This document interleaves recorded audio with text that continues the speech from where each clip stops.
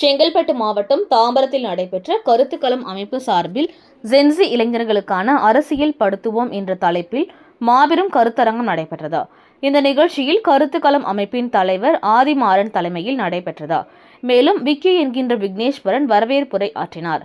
இந்நிகழ்ச்சியில் கருத்துரை வழங்க ஊடகவியலாளர் இந்திரகுமார் தேரடி மற்றும் இளம் பேச்சாளர் வெற்றி செல்வன் கலந்து கொண்டு சிறப்புரை ஆற்றினார்கள். மேலும் இந்நிகழ்ச்சியில் சிறப்பு அழைப்பாளராக பாபு, மகப்பேறு மருத்துவமனை நிறுவனர் மருத்துவர் RS கிருத்திகா தேவி மற்றும் நிர்வாகிகள் உள்ளிட்ட பலர் கலந்து கொண்டு சிறப்பித்தனர். ஏடிஎம்கேவாலேயோ அல்லது மற்றவர்களாலேயோ அல்லது டிஎம்கே விரல் புரட்சி. ஒரு விரல்ல நான் புரட்சி செய்ய சொன்னேன். நான் சொன்னதை கேட்டு குழந்தைங்க சொன்னதை கேட்டு எல்லாரும் மாறிட்டாங்க. சரி, ஒரு வீட்டில் ஒரு குழந்தை இருக்கு. அந்த குழந்தைக்கு ஒரு அக்கா இருக்கிறாங்க. அந்த அக்காவுக்கு 21 வயசு ஆயிடுச்சு. அந்த அக்கா வேற ஒரு சாதியை சேர்ந்த பையனை கல்யாணம் பண்ணிக்க விரும்புறாங்க. அந்த அப்பா அம்மா விட மாட்டாங்க. இவர் அந்த குழந்தைகள்கிட்ட சொல்லலாம் இல்லையா? எங்க அக்காவுக்கு சாதி மறுப்பு திருமணம் பண்ணி வைங்கன்னு உங்க அப்பா அம்மாட்ட சண்டை போடுங்கன்னு அந்த குழந்தைகள்கிட்ட சொல்லலாம் இல்லையா? நாளைக்கு சொல்லலாம் இல்லையா? நாளான்னைக்காவது சொல்லலாம் இல்லையா? என்னைக்குமே சொல்ல மாட்டார். எவ்வளவு சாதிய வன்கொடுமைகள் இந்த 20 நாட்களுக்குள்ள ரிப்போர்ட் ஆயிருக்கு.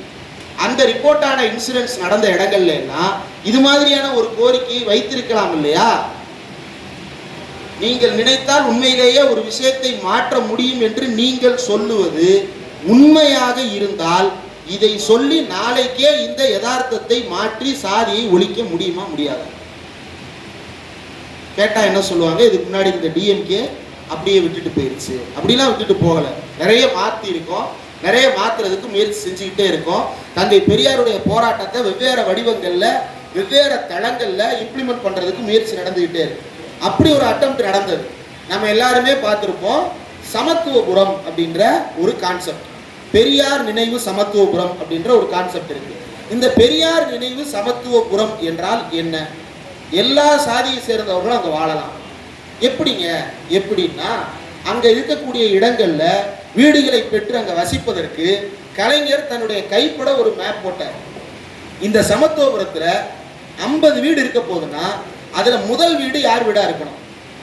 யார் வீடு அப்படின்னா என்ன நபர்ன்ற பேர் இல்லை, என்ன கம்யூனிட்டியை சேர்ந்தவர், எந்த கிளாஸ் சேர்ந்தவர், அதாவது பேக்வர்ட் கம்யூனிட்டியா அல்லது ஷெட்யூல்டு கிளாஸா அல்லது ஃபார்வர்ட் கம்யூனிட்டியா அப்படின்றத எல்லாம் பார்த்து முதல் வீடு பட்டியல் பழங்குடியினர், இரண்டாவது வீடு ஒரு பிற்படுத்தப்பட்ட சமூகத்தை சேர்ந்தவர், மூன்றாவது வீடு ஒரு பட்டியலினத்தை சேர்ந்தவர், நான்காவது வீடு ஒரு மாற்றுத்திறனாளி, ஐந்தாவது வீடு ஒரு திருநங்கை. இப்படி ஷஃபிள் பண்ணி எல்லோரும் ஒரே இடத்தில் வாழ்வதற்கான வாய்ப்பை கலைஞர் உருவாக்க முயற்சி செய்தார். ஏன் இதை முயற்சி செய்தார்? இன்னைக்கு சிலர் கேட்கலாம். ஏன்னா இன்னைக்கு இருக்கக்கூடிய